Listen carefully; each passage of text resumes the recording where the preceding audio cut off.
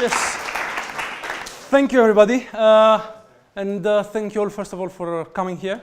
Many thanks, special thanks to the BoB committee, the Best of Bristol Lectures Committee, for organizing this thing and giving us the opportunity, and especially for arranging this in these halls of residence. It's quite nice to combine the place where you live and put some lectures in here, a little bit of research and a little bit of interesting topics.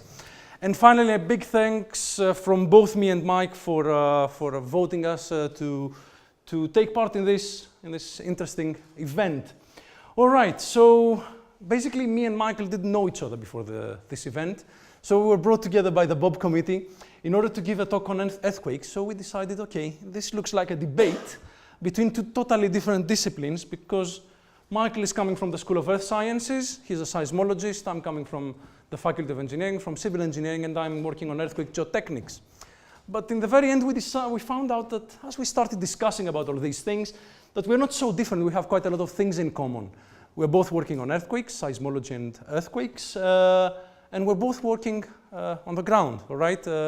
I'm probably looking into the shallower layers of Earth. Michael is looking into the deepest interior of Earth, but yeah, in either case, it's the same Earth that we're talking about. So I think that it would probably change the title, not to a debate, but probably to a synergy between the two disciplines. And Mike, would you explain how these two are brought together? Okay, I'll take over. Yeah, thanks, Dimitris. Yeah, this is my simplified cartoon of the basics of what we're going to try and talk about today. So I'm interested in the actual earthquake, the phenomena of what causes earthquakes and what it means about Earth structure, and how seismic waves propagate through the Earth and how we can image what the Earth looks like. And as Dimitris said, he's a bit shallower, so he's interested in how these seismic waves destroy the built environment. And actually, really, to understand that, you need to understand my part, and conversely, we struggle with interpreting these waveforms because we don't really understand the ground response. And that's something we realized by talking together, actually, that there is really indeed a synergy between the two fields. So I'm going to start with some of the real basics. So apologies, some of the students here have taken my fourth year seismology, and this will be old hat to them. But what do we mean by an earthquake? Well, it's often called an event or tremor. And it's a sudden release of energy. And so there's this very sort of classic model now of elastic rebound. Essentially, as you apply stresses, which are a force per unit area, to a fault or a boundary, the stresses build up and then they suddenly release, and we get permanent strain, permanent deformation. This is an example of the surface rupture after the Denali earthquake in Alaska in the 1990s. Which, if I remember rightly, was about a magnitude 8.2. So this is a huge earthquake, and this rupture went for many, many kilometers. And between the two of us, we're going to show you some pretty spectacular examples of some of the damage and effects that can be caused by earthquakes. I put this slide in because, obviously humans have been dealing with earthquakes for a long time, and there's a lot of folklore concerning why they occur, what causes them. And so in old Japanese folklore, the namazu was a giant catfish that lived under the Japanese islands. And if I remember rightly, I think there's one catfish per island. And this god, Kashima, stood over top of the catfish to make sure he didn't move and cause earthquakes. But occasionally he'd get, lose concentration, and the catfish would cause earthquakes. But in a very Japanese way, the earthquake was the bringer of destruction. But also in this woodcut, you can see he's got all the tools to help rebuild in Japan. And in fact, in this one, you can see him here helping rebuild. So it's a bit of the flavor of our talk in a way. Like, earthquakes are really good, really exciting in some ways, but for other people, they're obviously not very exciting and not very good. And it's that dichotomy that I think makes them really an interesting thing to study. And I think that the Japanese, in a very Zen-like way, sort of captured this a long time ago. Historically, earthquakes have always been put down to sort of, forces greater than us, and there's often theology invoked to explain. And really, the first earthquake that triggered a proper scientific debate was the Lisbon earthquake in 1755. This was offshore Portugal near the Azores. It was probably a magnitude 9. triggered 3 huge tsunamis, which really, the ground shaking and the tsunamis destroyed the city of Lisbon, but it was felt even in North America. And this had really generated a lot of interest in the science community about why we have earthquakes, and it was really one of the first times that people talked about waves propagating from the earthquake to places. But it also had a really profound impact on philosophy and theology at the time. So Voltaire's Candide was written in response to the Lisbon earthquake, and what he really struggled with is how could a divine God cause such destruction. So this was really in some ways the beginning of modern seismology. So one of the most obvious things is, well, where did the earthquake occur? We can feel it. We knew there was ground shaking, but locating where it is actually a challenge. And the fourth year students who took my course have done a location exercise. And it's a bit of a chicken and egg problem. It's very simply velocity equals distance over time. You need to know the velocity structure that the waves propagate through. So the way we image the velocity structure is by using the earthquakes. But to do that, we need to know where the earthquakes are. So it's a bit of an iterative process. So the challenges are, where is the earthquake? What was its origin time? And what is the velocity structure that it propagates through? How fast do the seismic waves go through it? And you can see here, it's quite intuitive. You can triangulate back to the location. Closer stations receive the seismic signals first, and the more distant stations receive seismic signals later. And what was realized really in the sort of 1960s, 1970s, when people started plotting a map of all the earthquakes in the world. This is every earthquake greater than magnitude 5 from 1977 to 1994. And what you can see is there's very clear patterns to earthquake locations, and these delineate tectonic plates. Some of them are huge, like the Pacific plate. Some of them are quite small, like the Cocos plate or the Caribbean plate. And really, it was through these better ideas of the velocity structure of the Earth and better estimates of the locations of earthquakes that these patterns became clear. And this was one of the linchpin arguments to the whole plate tectonic paradigm. As a seismologist, another big question you always get asked was, well, how big was the earthquake? Or how big can they be? And really, the amount of energy that's stored in earthquakes is really quite alarming. So the biggest one on record is in Chile. It was a magnitude 9.5. And it's hard to say what it's equivalent to, because it pretty well is the biggest thing we've had. I mean, this is energy release in kilograms of explosives. That doesn't mean anything. But the explosion of Mount St. Helens, volcano, Krakatoa, the world's largest nuclear test was up around a magnitude 8 earthquake. And so for each increase in the magnitude, there's an increase in the magnitude of energy that's released. The other interesting thing that's shown on this plot, though, is the number of earthquakes of these magnitudes. And basically, for each increase in magnitude of the earthquake, there's an order of magnitude less earthquakes of that magnitude. So for example, magnitude 2 earthquakes, which we can't really feel, we can detect, but we can't feel, there's over 1 million of these a year. In fact, there's over 1,000 of these magnitude earthquakes in the UK alone every year. But when you get up to sort of magnitude 9s, maybe 1 every 10 years. This last decade has been a bit unusual. We've had two magnitude 9s. And so what I've done, I always like this image. It was taken all the locations of earthquakes from 1898 and weighting the intensity of the earthquake by the magnitude. So you can see where they occur and how big they are. So, for example, this is the East Pacific Rise. This is where new tectonic plates are being formed. Lots of earthquakes, but they're all quite small in magnitude. Same with on the Mid-Atlantic Ridge. The really big ones are here, like in New Zealand, across Sumatra, Japan, the Kuril Isles, the Aleutians. These are areas where plates collide and that one plate subducts underneath the other. These are where the most damaging earthquakes are. Another notable area is the sort of alpine Himalayan belt. And this is more of a diffuse plate boundary where two bits of continent are colliding into each other. So you can see it's not only where the earthquakes occur, but also how big they are that is significant. So I've got a couple of sort of tutorial slides that sort of illustrate breaking a rock. And I was going to have a demonstration, but I forgot to bring my piece of wood. But essentially, if you take a piece of rock and you have a fault in it or a weakness, pre-existing weakness. This could be the San Andreas fault. This could be a tiny crack in an oil reservoir.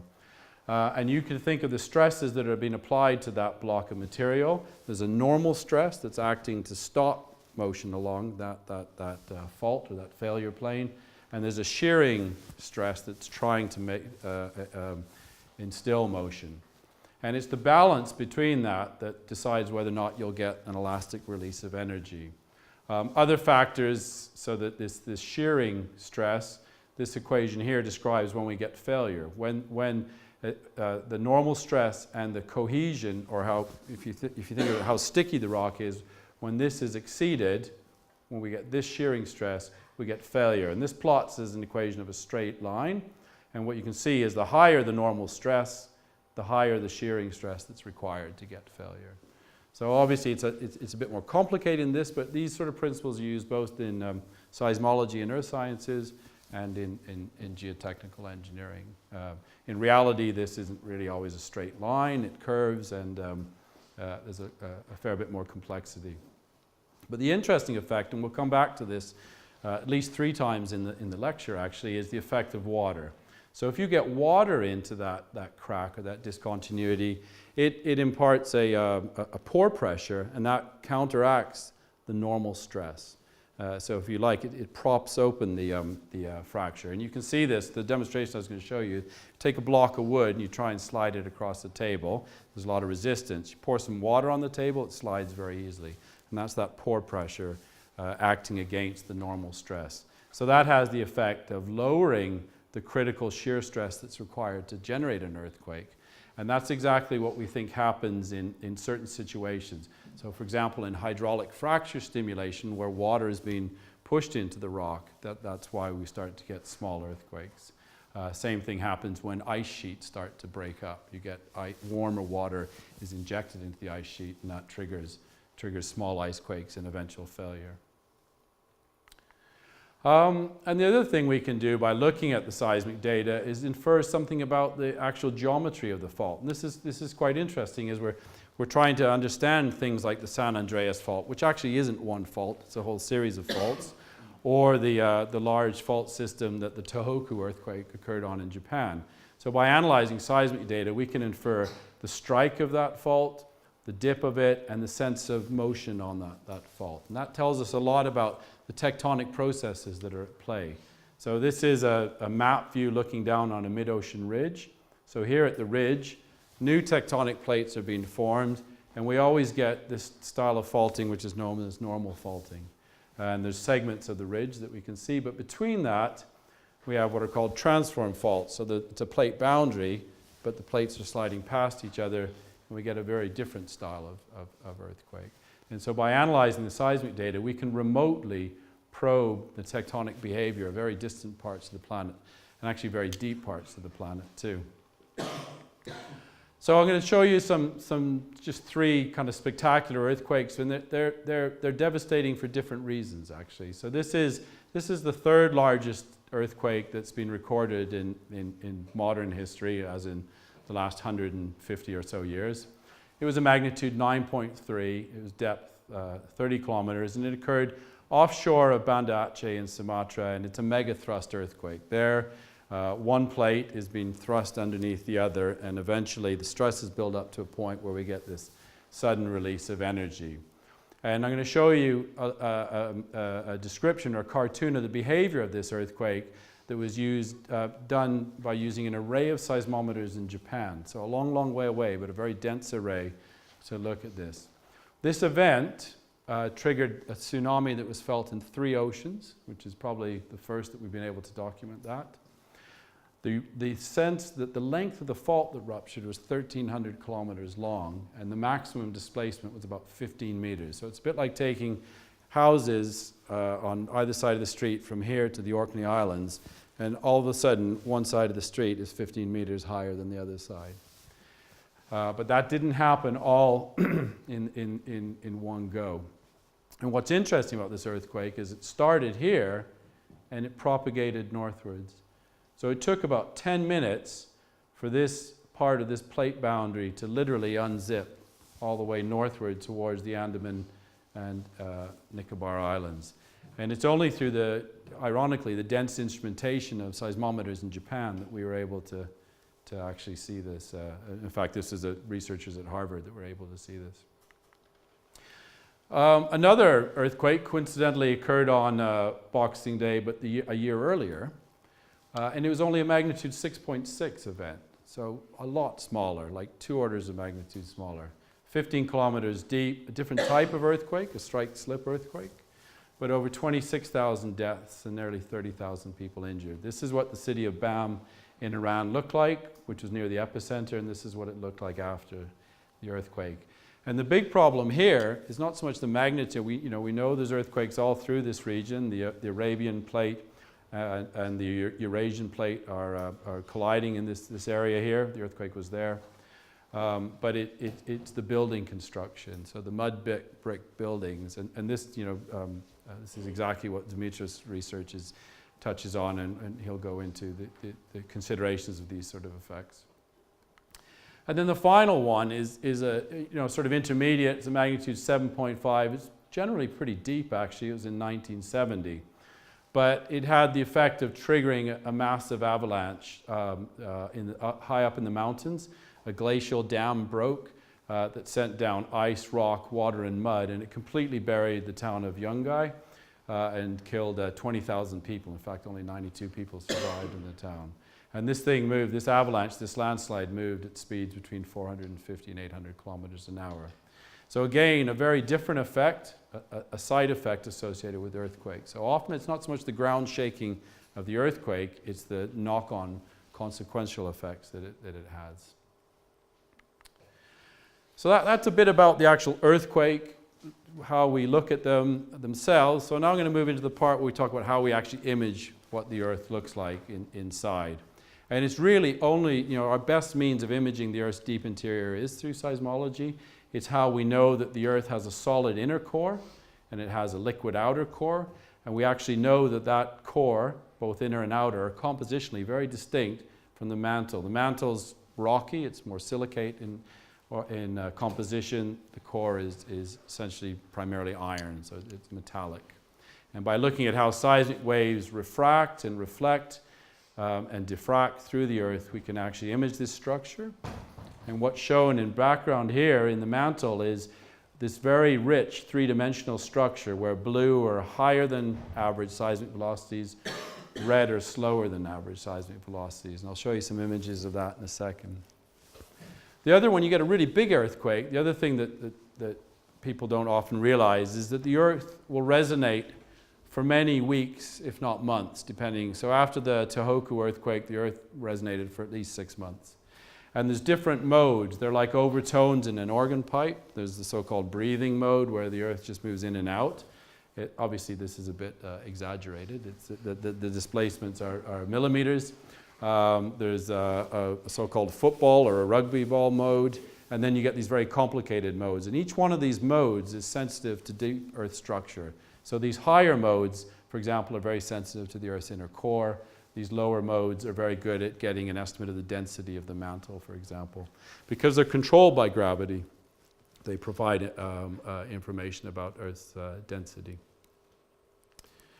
What you're going to realize or hear from Dimitris is that what he sort of needs from me is this. He wants to see the anatomy of a seismogram because that's going to inform his geotechnical planning and modeling. And there's many different types of waves that comprise a seismogram. So we have P waves. If you think of a slinky, it's the compressions and rarefactions if you push your slinky. S waves, which are the side-to-side motion if you oscillate your slinky side to side. And then finally, surface waves. These are often the very destructive ones. They decay exponentially in strength with depth, but they propagate with large amplitudes along the surface. And in fact, from big earthquakes, these surface waves can image down to as much as 600-700 kilometers into the Earth. So a big failure on something like the San Andreas Fault generates this nice, rich wave train. This is the type of thing I get up early about to have a look at. And it's this that's providing our insight into Earth structure. So I thought I'd just show you a little bit about how we actually record these sort of earthquakes. This is a seismometer deployed in Ethiopia. It's This is an area we've been working in for over 15 years now.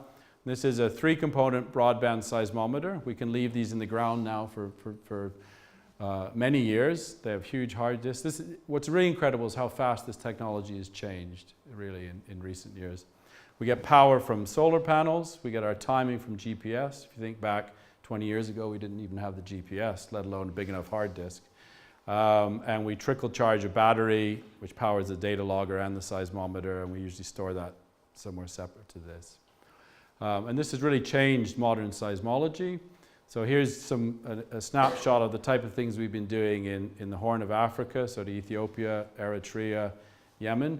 Before we started this work, there were 2 seismic stations in the area, and now there's been, through a collaboration of American, French, UK, Ethiopian scientists, we've deployed over 200.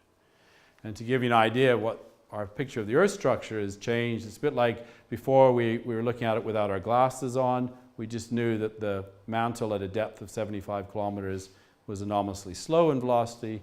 Now we can see all this rich complexity. And I often joke that it's the most expensive experiment to tell you where the East Africa Rift is. It's this big red blob here. But there's other interesting images or aspects of imaging. So here's a subducting slab underneath Japan. This is a very famous volcano that borders China and North Korea. It's actually where the legend is the leaders of North Korea are born or emerge from this volcano. They call it Pektu, and the Chinese call it Chengbashan.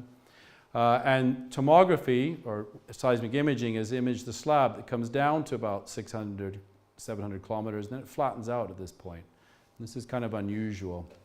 But the other interesting thing in this region is that there's lots of earthquakes that go all the way down to the bottom. Like the deepest earthquakes we get are about 690 kilometers deep. And actually, given what I told you about the confining stress and the shear stress, it's not readily apparent why you'd get an earthquake at depths of greater than 400, 500 kilometers. And some of these are big. There was one in 1994 in Bolivia. It was a magnitude 8.2. And I was living in Toronto at the time, and it was actually felt in Toronto. I mean, that's many thousands of kilometers away. And so the big question is, why do they occur? And one idea is it's dehydration. So the minerals that are being carried down from the surface have a lot of water in them, and then they suddenly dehydrate, and that gives you that water that therefore lubricates the fault, and you can get failure. It's a contentious idea, but it's the same mechanism.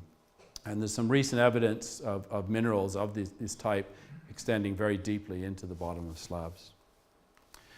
So I'm going to, just to finish, talk a little bit about sort of more recent research that's going on in Bristol and looking at induced seismicity. So this is not earthquakes that are occurring naturally. These are earthquakes that we cause.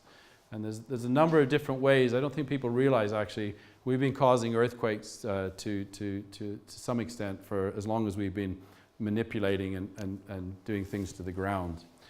So one is water impoundment. If you put in a big hydroelectric dam, you change the hydrostatic pressure, and that can trigger an earthquake.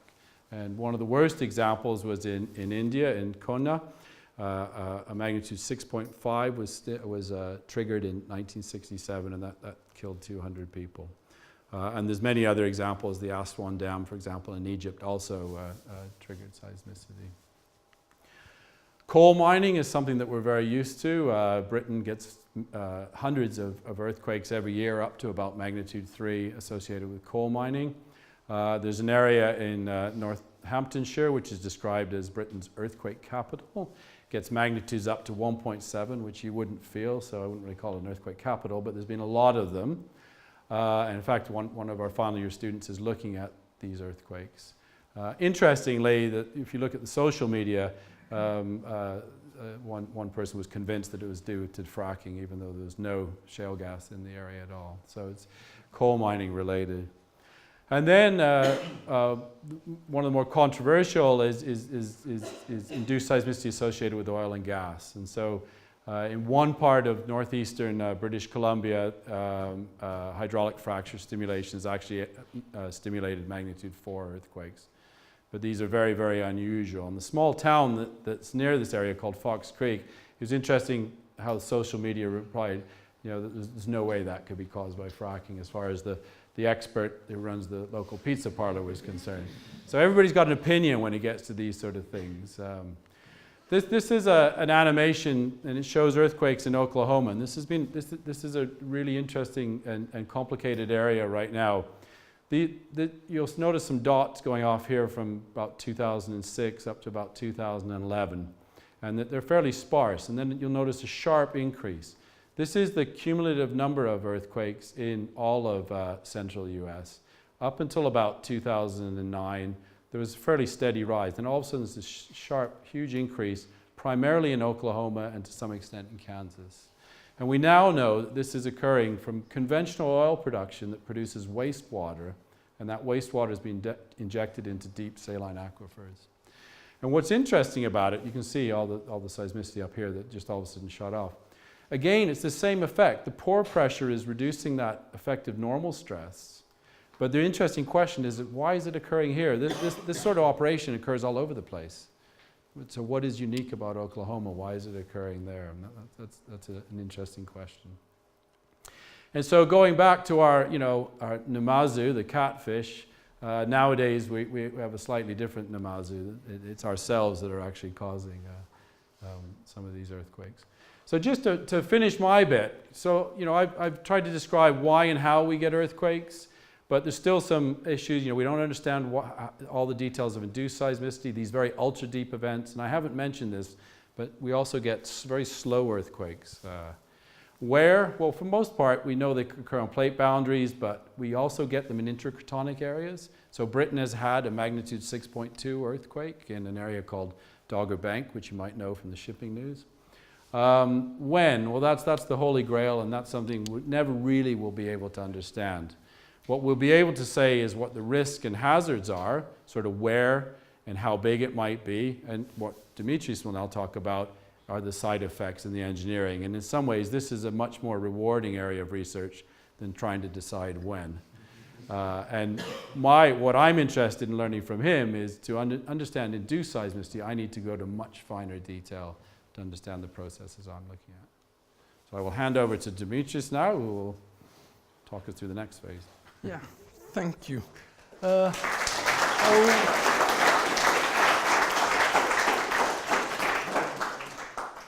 All right, so thank you, Michael, for not only for the talk, but also for this, because basically that's what I was needing in order to design our structure on top of that. So what we get as engineers from seismologists is that input motion, okay, which we apply to the base of our buildings. We can then estimate all the internal forces developing in all these members and basically design these ones. There's a list of different technologies. So you can have shear walls, thicker shear walls for reinforced concrete buildings, some diagonal members for steel structures, and for buildings of high importance, such as hospitals and museums, etc., you can even get different technologies of base isolation at the foundation so that the building doesn't really feel the earthquake. Or newer technologies now with dampers and all that kind of nice, interesting, fancy stuff. Basically, myself, I'm a geotechnical engineer, so I'm going to focus my talk on something else. In fact, what Mike is giving us is the input motion at the bedrock. But in most cases, it's not the bedrock on which we build the building. Generally, between the bedrock and our building, there's a layer which can extend to several tens of meters of soft soils. And the question that I'm going to try to answer today is, do these soils actually affect the building's performance? And the most characteristic example to go through that is an earthquake in 1985 in Mexico. This couldn't have been really, really interesting, actually. If you look into the damage that happened in the neighboring areas, it was only mild to moderate, but more than 350 kilometers away, there was more than 400 buildings that collapsed, more than 3,000 ones that were seriously damaged. In this particular case here, in this complex, one building actually fell on top of the other. So what caused such a devastating effect in such a long distance? Basically, it was the soil conditions. So if you go into this particular area, Mexico essentially is located on a lake, and the lake is made of some very stiff, hard basaltic rock, but inside the lake there's these very, very soft and highly plastic silt and volcanic clay sediments, which extend to depths of 20, 30, 40, and even more meters in depth. And if you go to the edge, to the outer parts of the city, and you look at the recordings over there, you could see a very, very weak motion. However, in the city center, this was much, much more intense. So what caused that? So if we looked at schematically, there was the waves coming from the epicenter. They went to the seismic bedrock, and then we got waves traveling up and down into this soft soil deposit. And if we want to go into more detail, we will need to understand a little bit of theory about waves. So, yep, waves have a direction of propagation. They do have an amplitude that's self-explanatory, and they also have a wavelength. All right. So this is measured from maximum to maximum, and this wavelength now depends on two things. Firstly, on the soil medium itself. So you know that sound travels faster in water than in air. All right. So when we have stiff soils, the velocity, the wave velocity is faster, so the wavelength is longer. And the second thing, I don't know how many of you are familiar with gymnastics, but you probably all can understand that when you have the ribbon, when you move it fast, at a high frequency you get small wavelengths, at a lower frequency you get larger wavelengths. Okay, so all these waves travel up and down in our soil deposit, and because they reflect at the surface, they become stationary. Stationary meaning that they have the maximum amplitude here, no movement here, no movement here. What's happening here? Well, it depends on how many wavelengths you can fit in there. So the thing is that because here you get a maximum, and this thing depends on how many waves you can fit in there, you actually get an amplification of this motion from the bedrock to the top. And what we tend to use quite often is this amplification ratio, which is the ratio of the motion at the top to the motion at the bottom. And obviously, this depends on the wavelength and on the thickness of our soil layer. Okay, so if we do a little bit of math, I'm not going to go through derivations today, all right, you are lucky. If we do a little bit of math, you're going to see that this amplification ratio is larger than one, meaning that you get a more intense motion at the top. And actually, at some cases, you'll get infinite amplification ratios. This looks like, this is quite similar to resonance. It's not exactly resonance, but it's a quite similar thing. It is when you can fit exactly 1/4, 3/4, 5/4, etc. of a wavelength into our soil layer. Okay, in these cases, you would get zero movement here and maximum movement here. Well, practically this never happens. Okay, why? Because the soil is not a perfect elastic material. The soil has damping. We lose energy through soil. So actually you never reach infinity. You do get significant amplifications, but definitely not infinite ones. And for different dampings, you would get different kinds of amplifications. And by the way, damping depends on the motion itself. What's damping in the first place? It's the energy being lost as you get dislocation of soil grains.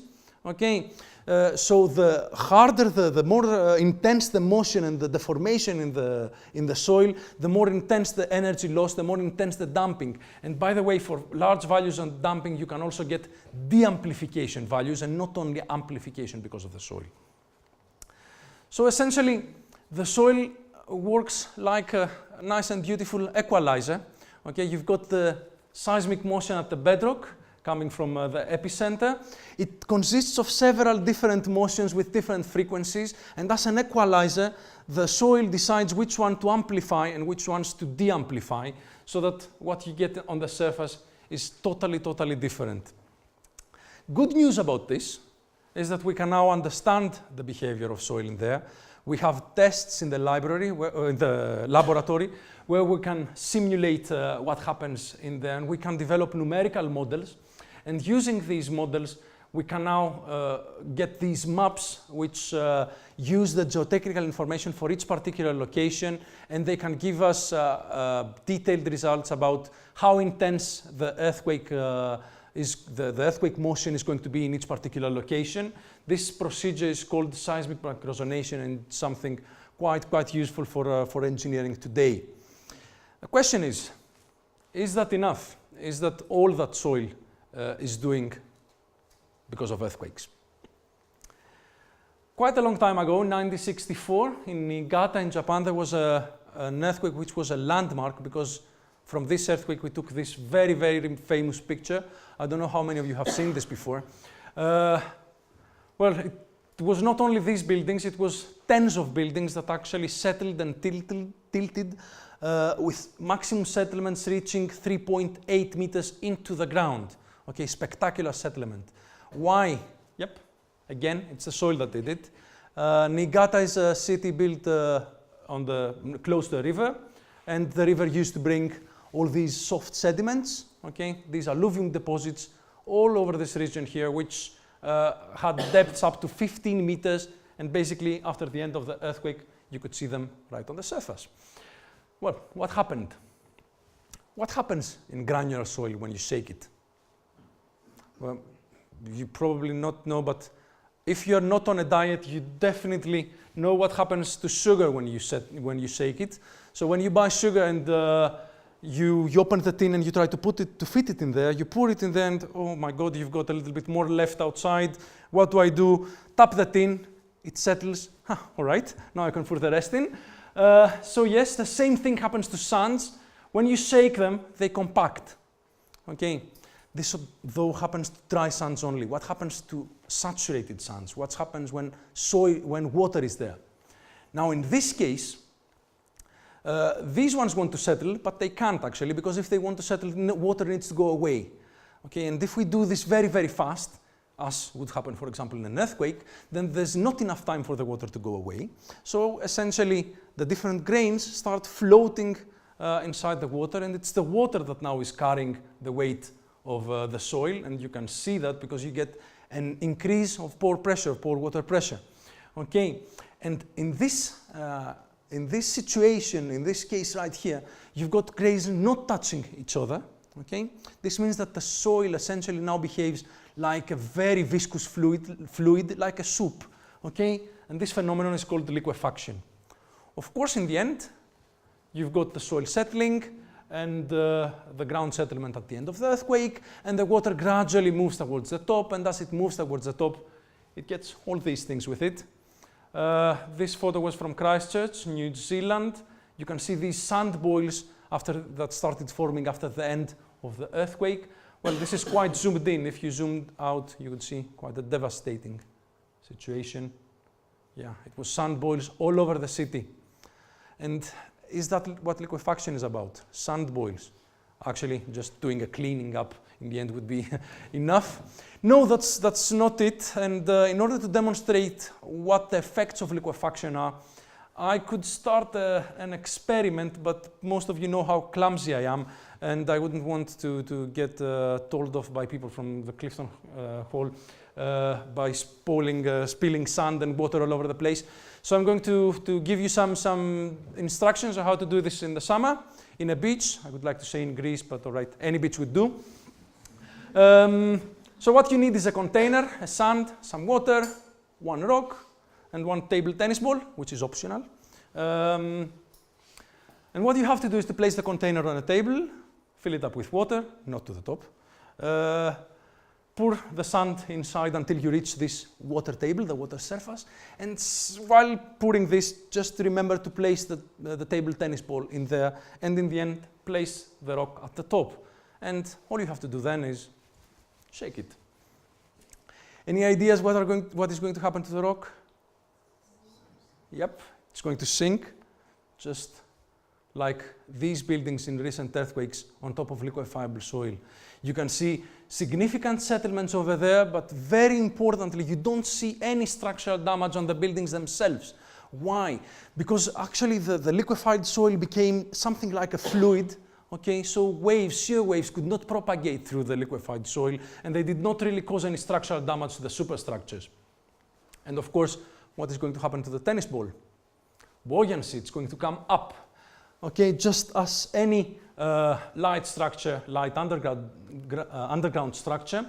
And well, you might say that this is not very important as compared to the buildings, but well, imagine that we are in an emergency situation and we really need these roads not blocked immediately after the earthquake. So this is really an important problem. Many other effects from liquefaction, one of them being lateral spreading. And in this case, you've got mildly sloping ground. And because the soil liquefies and loses its strength completely, even at very mild slopes, you get movements downstream that can reach several meters, actually.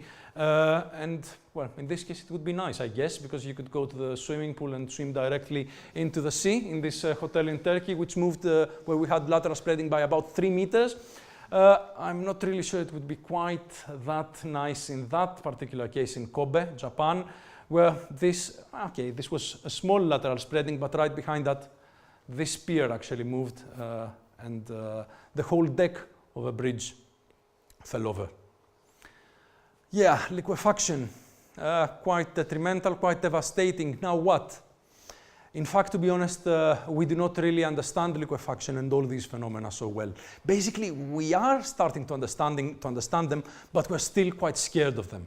So what we are trying to do in current practice is just avoid it, okay?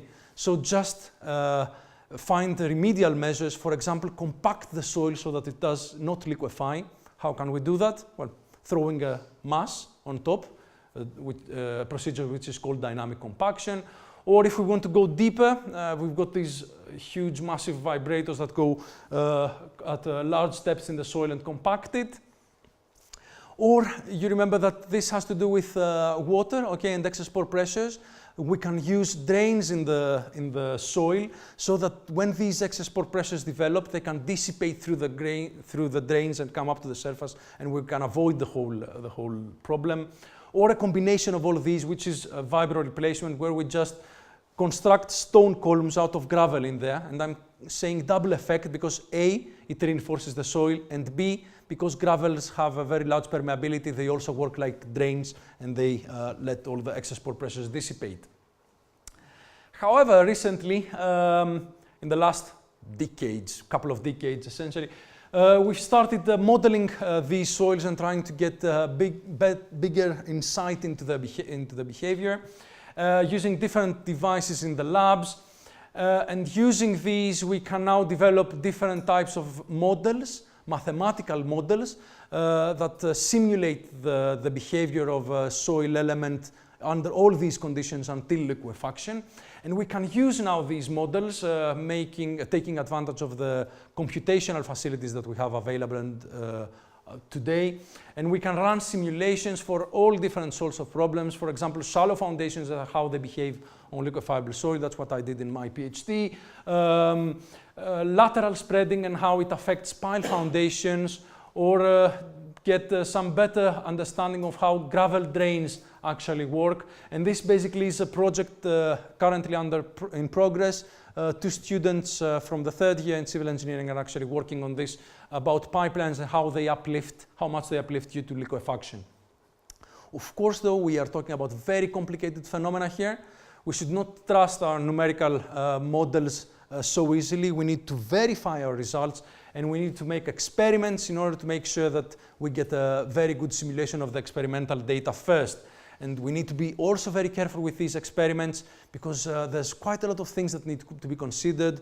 How we apply the shaking, what are the boundary conditions, where we place the instrumentation, what kind of instrumentation we use, and all that kind of stuff.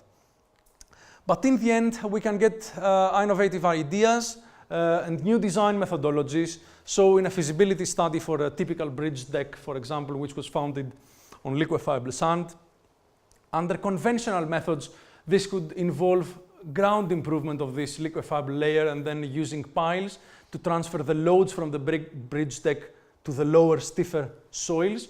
But now, by understanding and being able to simulate the behavior of liquefied soil, I think that we can also get away with only a partial improvement at the top of the liquefied layer, leaving all this to liquefy. And A, this is going to save us money. B, this might also save the superstructure. Because remember what I said about soil amplification and de-amplification? In this case, you get significant de-amplification because of liquefaction, and the seismic wave at the top is much weaker than the one at the base, something like a natural mechanism of seismic isolation. Well, this is, however, one final point, and with this I would like to close my talk today. In order to be able to do all of that stuff, okay, in order to be able to understand how buildings are behaving on liquefiable sand, in order to do the experiments, by the way, this is a photo from the biggest shaking table in the UK, which I suppose that you know that it's here in Bristol, and also to make numerical simulations, we need to be very careful and go into the detail and understand how soil behaves, what's the interaction between the grains, okay, and all that kind of stuff, and make sure that we use the appropriate models for that.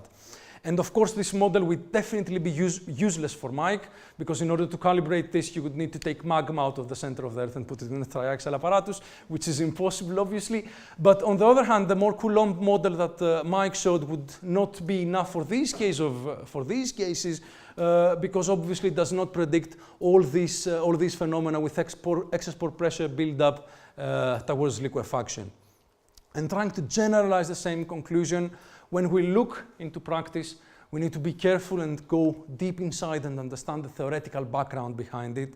And as we go deeper and deeper and deeper and we specialize, we should never forget the broader picture, the context of what we're working on. And this does not only extend into this field, it goes further beyond. So in some cases, we should go even deeper and understand the micromechanics of the grains in order to estimate soil behavior.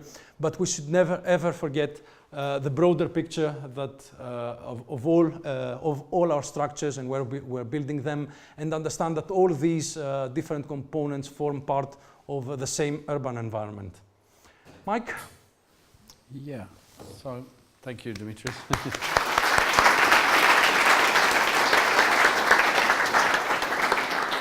So, I guess in interest of symmetry, I just have one last slide. And essentially what we've talked about is the interface between geology or earth sciences and engineering.